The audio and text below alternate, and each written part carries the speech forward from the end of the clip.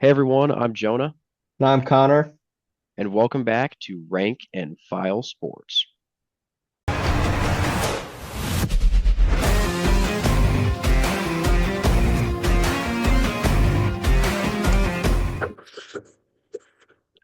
The MLB season is here, and before it starts, Connor and I wanted to get our full standings out for you guys.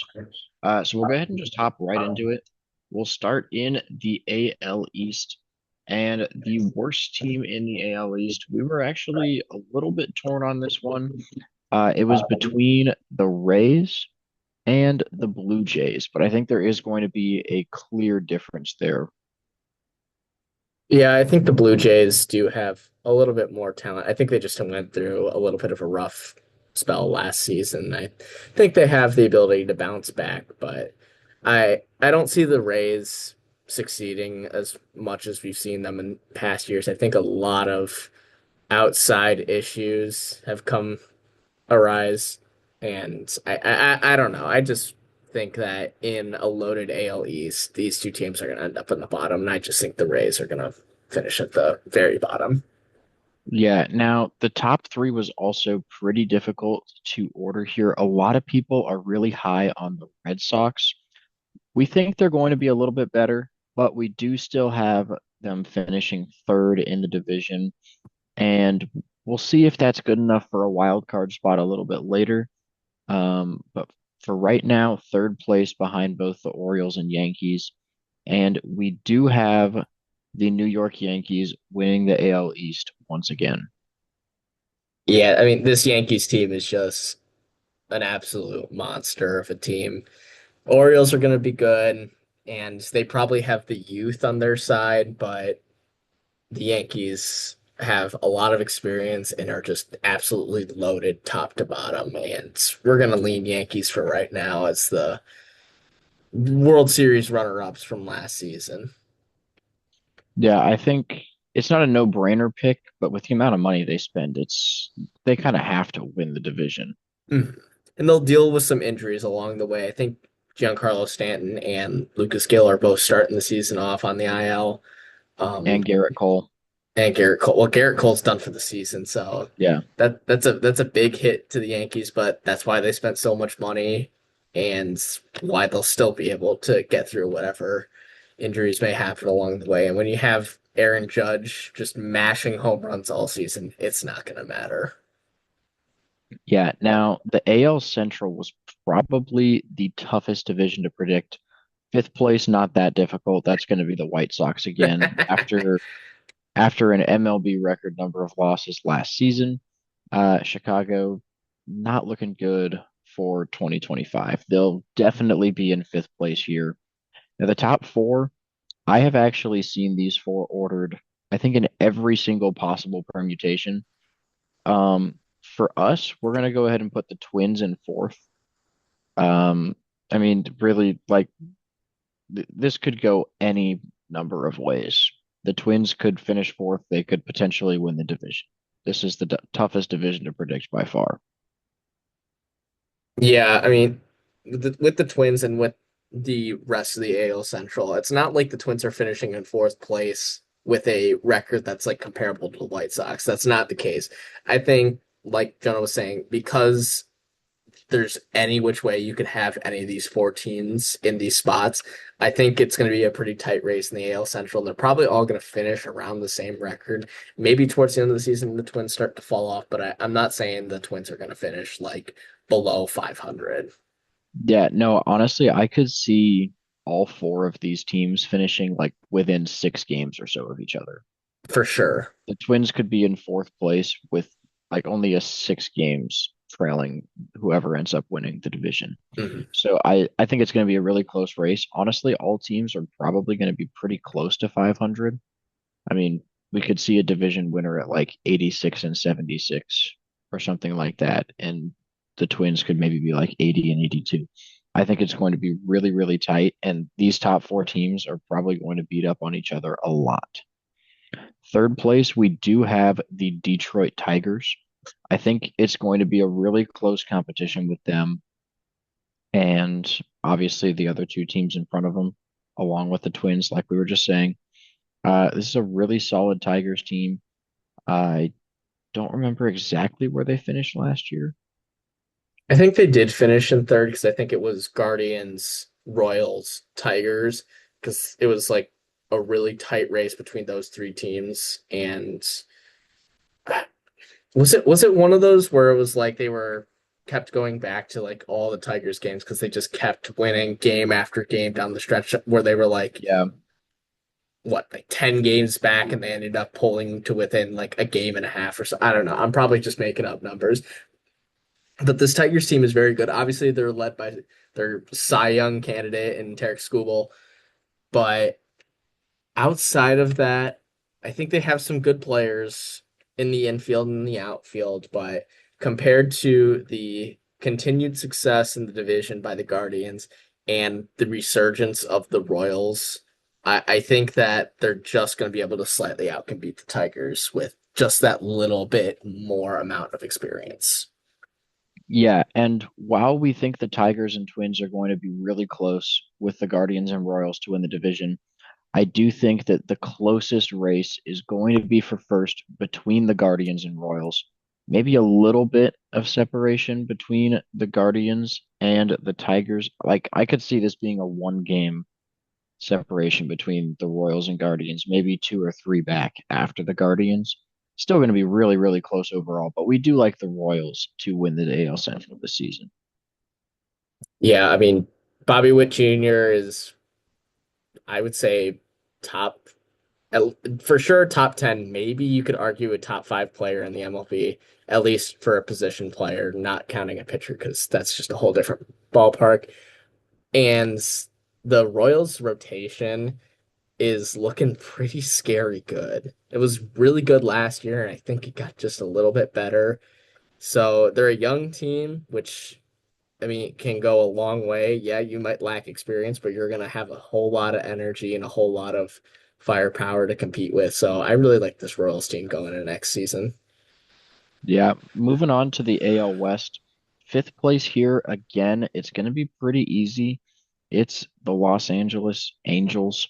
I do think that, I mean, obviously you got Mike Trout, but other than that, the Angels just disappoint every single season.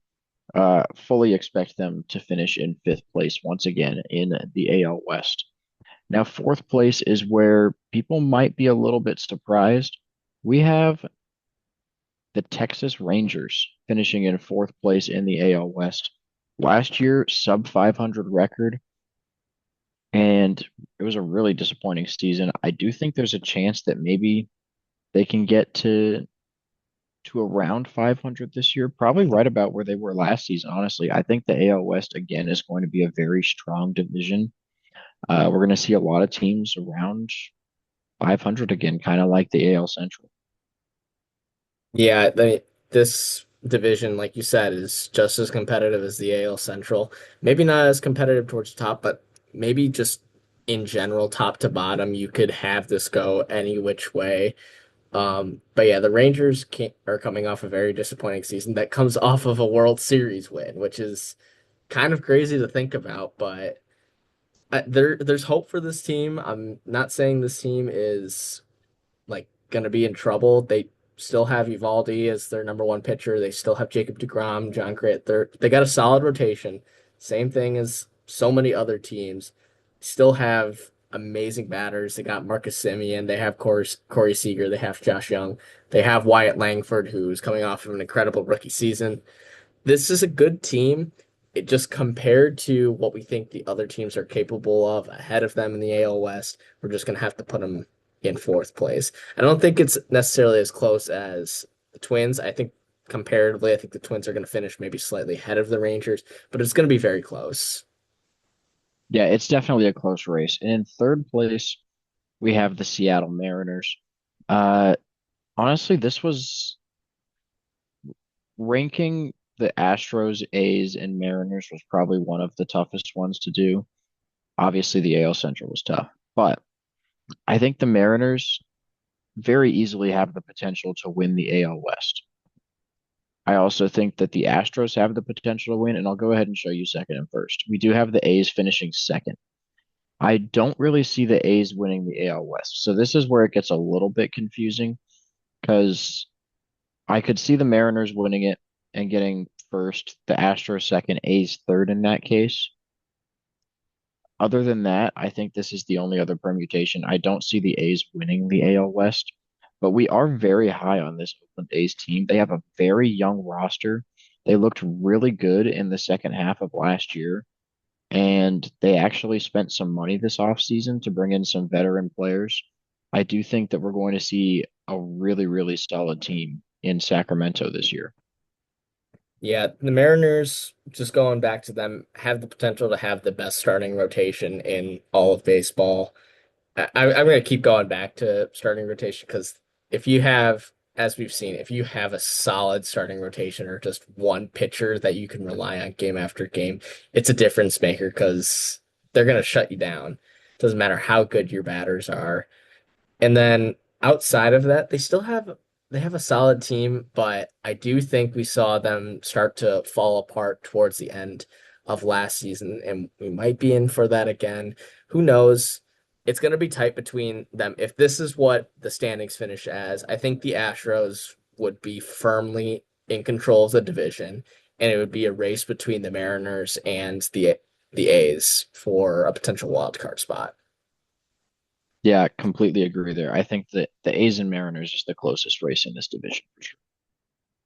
All right, moving on to the National League. We'll start it in the East. Fifth place, the Miami Marlins. Once again, another 100 loss season last year. Maybe they'll finish just a little bit better this year, but probably not going to eclipse 70 wins, even at the best. Yeah, I mean, I'm just looking at their roster. There's not very many people I know on this team outside of Sandy Alcantara. It's their starting pitcher who I know is coming off of an injury from last season. Outside of that, I don't know. Jesus Sanchez, I just know he's a big dude, hits a lot of home runs, but outside of that, yeah, this Marlins team's probably just gonna end up in the same position they were last year. And that's also on account of that the NL East has two, three teams that are very, very good that easily can make runs for a World Series title. Yeah, yeah. And fourth place is going to be the Washington Nationals. I think, again, we'll see this Nationals team improve. Very young roster as well. I view them pretty similarly as I do the A's. I just think that they're maybe a year or two behind. Um, but I could definitely see an improvement from the Nationals. I just can't see them finishing higher than fourth because of how good the other three teams in the NL East are. Now, ordering these three, very difficult as well. However, third place is going to go to the Atlanta Braves. And the biggest factor is really the fact that Spencer Strider is going to be out for the majority of the season. I think the Braves maybe get off to a slow start and just can't quite catch up to finish out the year. And we'll talk about the wild card again with the with the Braves here a little bit later. Yeah, like Jonah was saying, injuries are going to be the big thing. Spencer Strider starting the season out is a huge hit to the rotation, but then also you still have Ronald Acuna Jr. coming off of an injury. If he comes back 100%, then the Braves could easily win the division. It's going to be tough because the Phillies and the Mets are a very, very good team, but they easily have a chance in the division if they're at 100%. It's just a matter of they have to stay healthy. And we've seen over the past couple seasons that it's been a struggle for them. And it's not to say that it's the Braves' fault they keep getting hurt. It just happens. It's sports. It's going to happen. But with that being said, it's going to be really hard to depend on this Braves team if a couple guys go down, like Ronald Acuna Jr., like someone like Ozzy Albies. It really just comes down to the Braves need to stay healthy. And if they don't stay healthy, I don't see them being able to catch up to teams like the Mets, like the Phillies, and like some other teams that are going to be fighting for a wild card spot. Yeah, so we are going to give the division win to the Phillies back-to-back seasons. This year, the Mets finish second. And honestly, I think the Phillies win this by a few games. Could be, around 5 to 10 games. But I really like the Phillies here. I think they'll get it done for sure. Yeah, both the Phillies and the Mets are going to be great teams. It's going to be dogfight between them throughout the course of the season, but I think the Phillies will pull away at the end. I think comparatively they have the better starting rotation. Say what you want about their batters. I mean, obviously the Mets' big deal this season is that they signed Juan Soto to a very expensive and long contract while also still having Francisco Lindor on their team. Pete Alonso they re-signed. Edwin Diaz is their closer. I mean, they have a loaded team, but so do the Phillies. Yeah, moving on to the NL Central. I don't know what it is about the Central divisions, but they are by far the hardest to predict. Um, I mean, if I could, I would just say that all of these teams finish 81 and 81, but we can't do that. So fifth place, surprisingly, we are going to give to the St. Louis Cardinals. Yes, they finish 500 almost every season. This year, I think they'll maybe just be a little bit under 500, but I mean, that could be like 79 and 83, and they could end up in fifth place, and we could see the team who wins the NL Central below 90 wins as well. Yeah, I think that's probably what's going to end up happening. I think the big thing with both the AL and the NL Central, like you were saying, it's just kind of weird. I think it's because they're all just kind of around the same skill level. Like there's not a big spender, I think, in those divisions. Obviously, AL East, you have the Yankees who are your big spender. You have your Orioles who are like your young guys. AL West, Astros have been at the top of it, and then it's just been a dogfight between other teams. Mariners have been the hot team recently. NL East, Phillies, Mets, Braves, it's been like that. And then, of course, NL West, it's the Dodgers. It's always has been the Dodgers. So I think that's the big thing with the Central divisions. And the NL Central has always been a pretty competitive division. It's kind of been all over the place. As of recently, the Brewers have been in firm control of the division. But I think with some of their offseason moves, they're probably in for a little bit of a regression. And the Cardinals is kind of the same thing after their 500 season. I don't think they weren't playing as good as they could have been. With who they had on their roster, I think it could have been a much more successful season, and it ended up being a disappointment. So I think with that, the Cardinals are going to be in for a little bit of disappointing season. And I think that's also in comparison to a lot of the other teams in the NL Central are a very young team, and I feel like the Cardinals are a little bit older than most of them.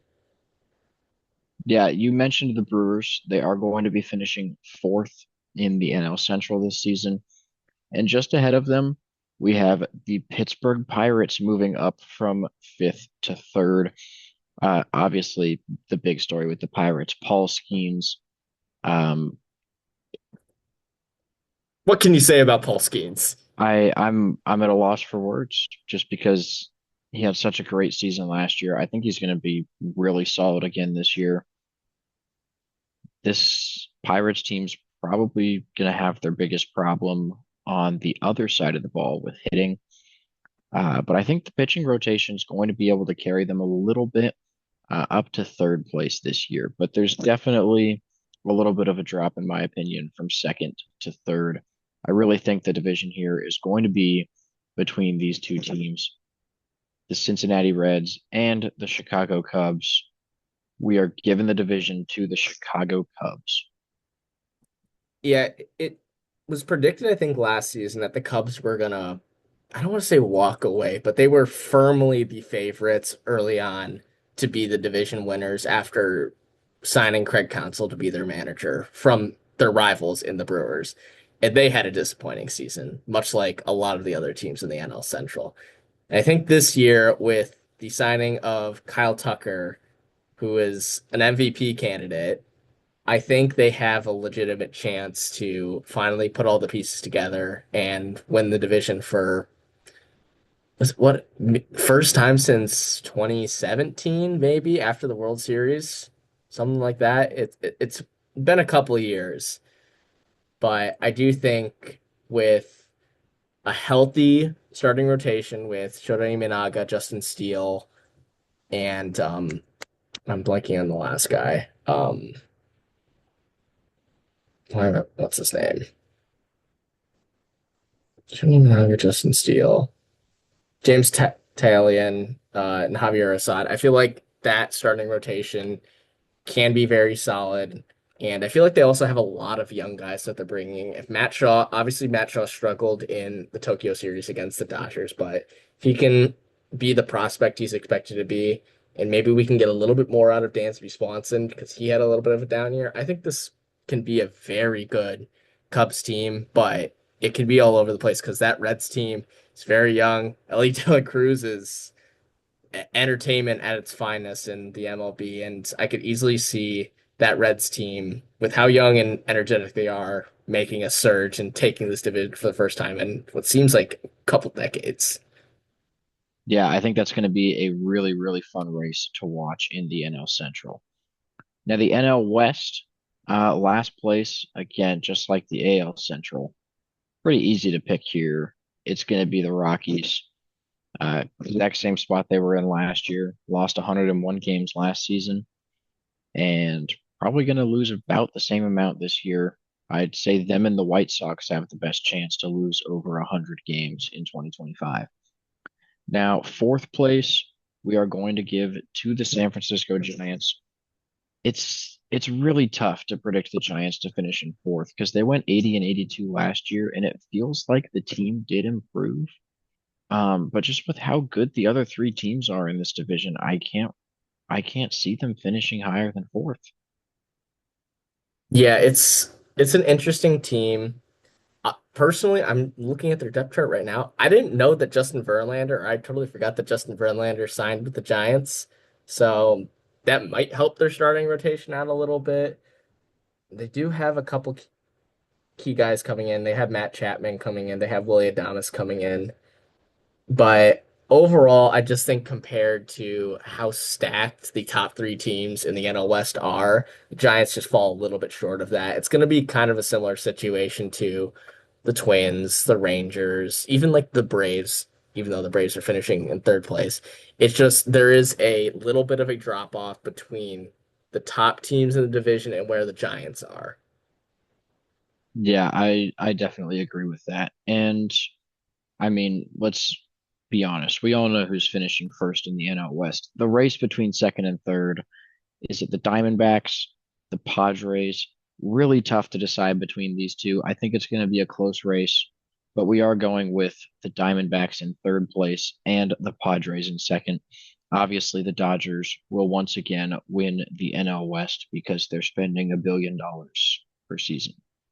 And they have the best player in all of baseball on their team, now able to do both sides of the ball. Shohei Ohtani, after taking a season off from pitching because of his injury, I forget exactly what it was, but now being able to come back and do everything that he did last year from an offensive standpoint, and now being able to be the dominant pitcher that we saw 2 years ago in his last season with the Angels. Yeah, this Dodgers team is going to be an absolute unit. And then between the Padres and the Diamondbacks, it's an interesting battle.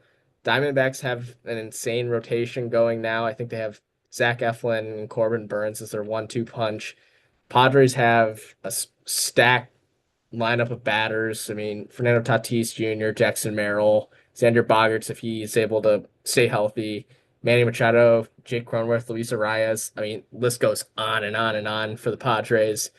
It's a tight battle between those two. I know, I mean, pitching is not necessarily defense, but I mean, saying is defense wins championships, but with the amount of hitters, amount of absolute rakers they have on this team, I think the Padres are going to be able to win quite a few games. It's going to be similar to last season where Dodgers are firmly in first place in the division.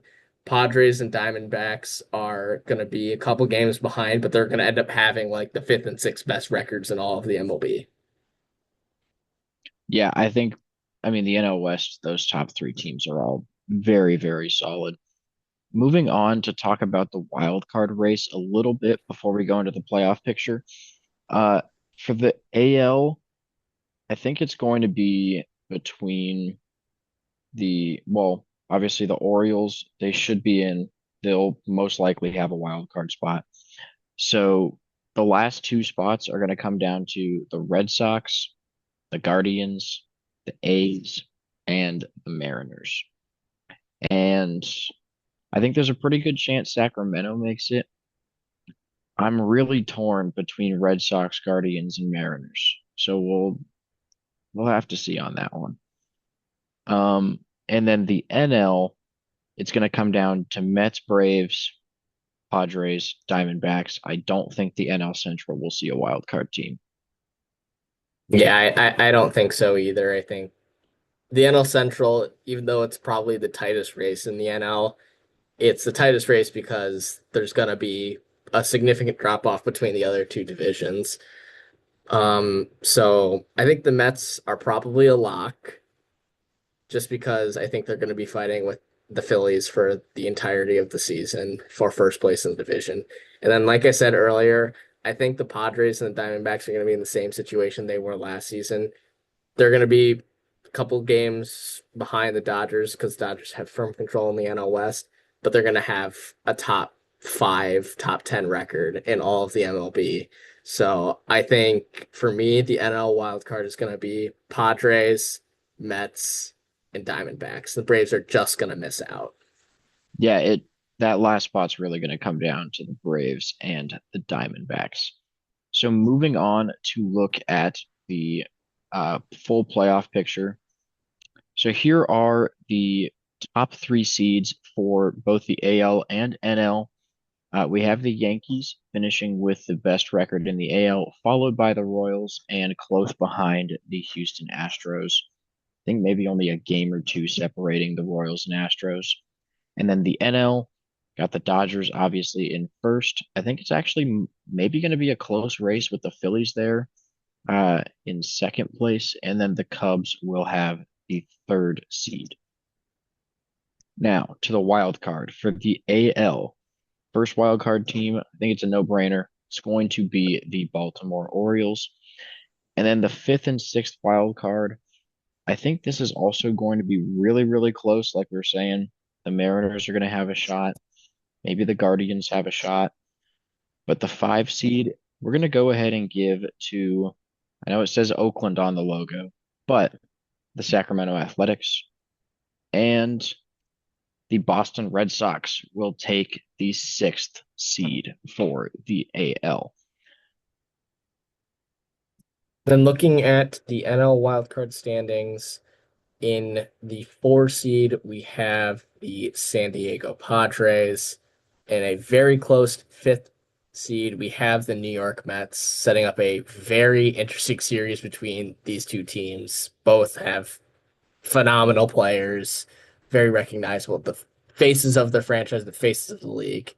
And then in that final wild card spot came down between the Diamondbacks and the Braves, and we did pick the Diamondbacks here just because we do think they're going to start out a little bit stronger than the Braves having to deal with that early injury to Spencer Strider.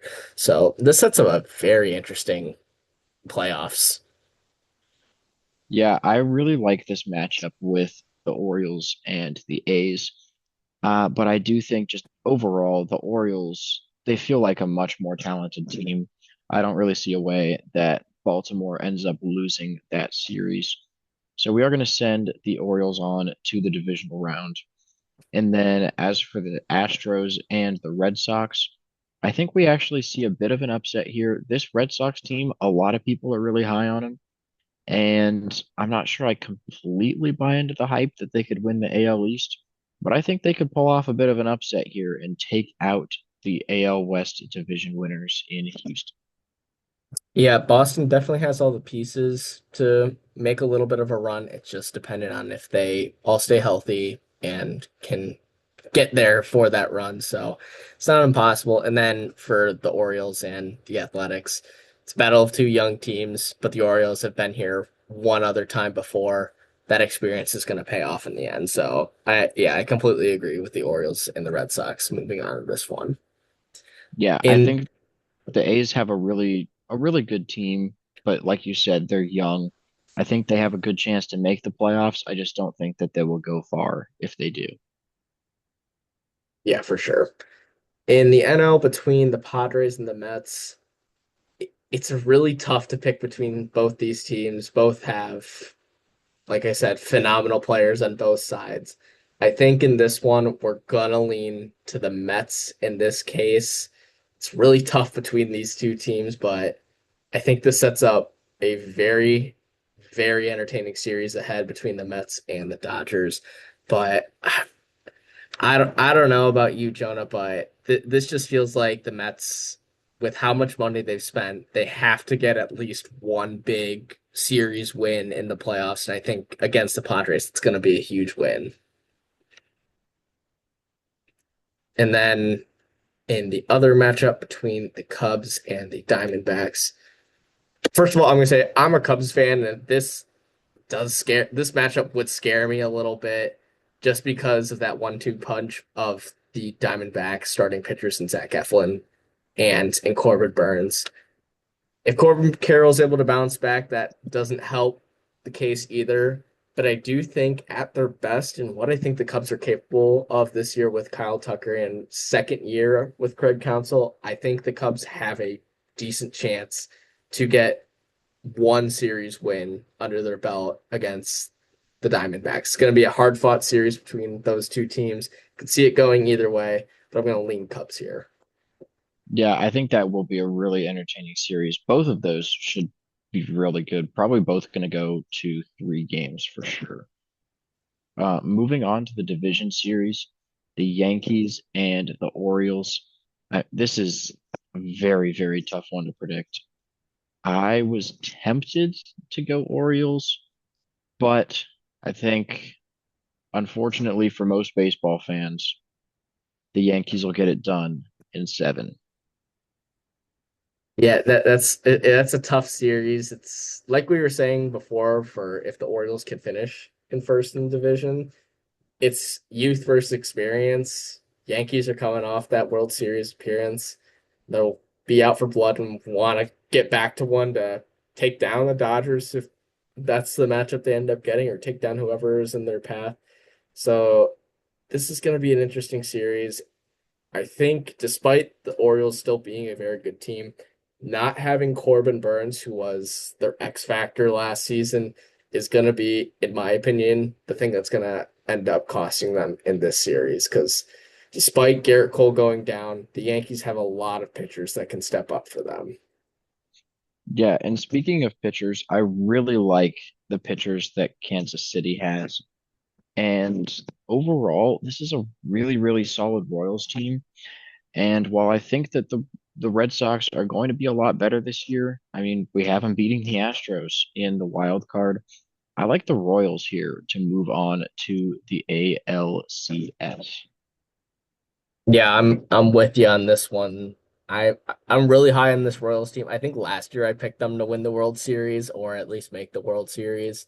Might have been a little too early for that one, but with a year under their belt at this level of play, I think now they're poised for a very successful postseason. And that's going to start with beating a very good Red Sox team in this one. Like you said, this starting rotation is very solid with Cole Ragans, Seth Lugo, Michael Wacha, Michael Lorenzen.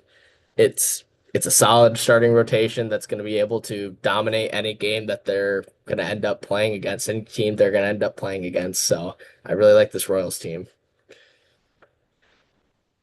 Then moving on to the divisional series in the NL, Dodgers and Mets. Once again, it's going to be a star-studded series, but at the end of the day, Dodgers are the Dodgers. They spend all that money for a good reason. And that's to win these big playoff games.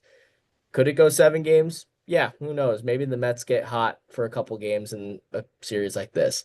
Realistically, I'm going to say this is probably 5 or 6 games. I just think the Dodgers are way too dominant in this case. Yeah, I made a mistake earlier when I said 7 games for the Yankees and Orioles. It's the division series, so max is going to be 5 games. But Apologies. yeah, that's on me too. I think Yankees Orioles goes to 5. I could see Dodgers Mets in 4 maybe, 4 or but 5 also games. also potential for 5 there. Um, I'll let you go ahead and take your Cubs versus the Phillies. Okay, this is essentially what we were talking about for for the division winners. There is a big step down from the NL West and NL East division winners and whoever wins the NL Central. In a way, it's like if you want to do an NFL comparison, it's like putting whoever wins the NFC South as the 4 seed playing the 5 seed who happens to be the second place team in the NL East or the NL or the NFC East or the NFC North that is 1 game behind like the best team in all of football. The Cubs, even if they get a big series win over the Diamondbacks, are not going to stand a chance against the Phillies. This Phillies team is loaded from top to bottom, pitching rotation, all their hitters, the experience they have. They've been here before. Bryce Harper in November and October is lights out. So this Phillies team is going to roll through the Cubs. Maybe they are able to steal 1 game, and I'd love for them to, but I don't think they stand much of a chance against this Phillies team. Yeah, I'll put it this way. There's a decent chance that out of the 6 NL teams, the Cubs have the worst record. 100%. I mean, I think it'll be a close race between them and the Diamondbacks, but I wouldn't be surprised if they had the fewest amount of wins out of these 6 teams, despite being the 3 seed. Now, looking at the championship series, you got Yankees and Royals as the first one, and man, this would be a really great series to watch. And I don't know if part of me just doesn't want to see Dodgers Yankees again, or if the Royals are actually this good, but we are picking the Royals to take down the Yankees, probably in 6 or 7 games. But I think that they can get it done. It's a really interesting series, and I mean, like we said, the Yankees have a stacked roster. But they're dealing with a lot of injuries. Maybe this is where not having Garrett Cole comes to bite them in a 7 game series. That could really matter. Yes, they still have a crazy rotation. Max Fried, Carlos Rodon, Clark Schmidt, Marcus Stroman, Carlos Carrasco. That's an insane starting lineup rotation. But it's really hard to pick between these 2 teams. And I really like this Royals team. I think after last year, like I said, I was really high on them last year, and I really think after their little bit of experience they had in postseason, now they're able to use that, take what they learned, and apply it to this season. And after winning the AL Central, I think they'll be able to take down the Yankees in 7 games. I'm gonna lean 7 games in this one because this is a stacked Yankees team, and I don't see this Yankees team going down without a fight. So I would imagine we go 7 games, go back to Yankee Stadium, and the Royals are going to pull off a miracle. You got anything else to say? Nope. All right. Now on the NL side, Dodgers and Phillies, it's the same thing. The, I guess this is a little bit closer because both these teams are both juggernauts, but the Dodgers are in a league of their own. But this Phillies team, man, that starting rotation is nasty. Like I said, Bryce Harper, when it comes to the postseason, is a different animal. And as much as I think that Shohei Ohtani and this Dodgers team are gonna run it back, go back to back, something is making me question this Dodgers team against this Phillies team. And I think the Phillies are gonna be able to get it done. It's gonna be a very close series, probably another series that goes 7 games. But I think this Phillies team is built to beat the Dodgers. Yeah, I definitely think that they can take out the Dodgers in 7 games. And let's be honest, nobody wants to see Dodgers Yankees again. Nope. If if the options are Dodgers Yankees or Royals Phillies, all of America is going to be rooting for Royals Phillies. This is what the people want to see. And I think this would be an incredible World Series to watch. And as far as the prediction goes, this is a really tough World Series to predict. But if you give it to me, I'm taking the Phillies, Bryce Harper MVP. Yeah, I'm gonna go with you on this one. Just because, like I said, Phillies have been here before. Phillies with this core of guys have been in this situation more often than the Royals have. Royals really just had that 1 year last season where they were in this situation. This Phillies team, I think, has a slightly better starting rotation. And then the X factor, like you said, is they have Bryce Harper. When it comes down to it, Bryce Harper is going to be at that plate and he's going to make a swing, or he's going to take a swing that makes a difference in the game. And that's why he's going to be the World Series MVP when the Phillies win the World Series. Yeah. So thank you guys for watching. We're taking the Phillies to win it all in 2025 and probably not going to do a ton of MLB content.